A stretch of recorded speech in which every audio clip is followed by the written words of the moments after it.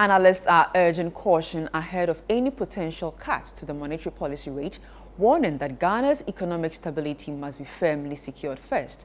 As the Bank of Ghana's Monetary Policy Committee enters its final day of deliberations at a current rate of 28%, Director of the Institute of Statistical, Social and Economic Research, Professor Peter Quartey, tells ChannelOne Business that a premature rate cut could erode recent macroeconomic progress.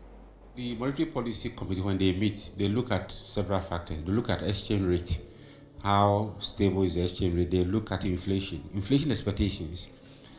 What are people's perception about inflation? Is it coming down or not?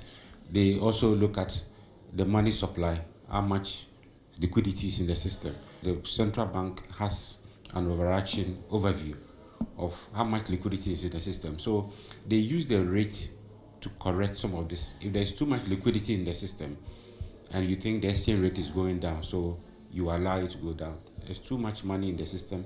People will use that liquidity to buy and stock forex with the hope that it may rise or it may depreciate. So I think the Monetary Policy Committee would have to look at all these factors, but a lower rate is good for business.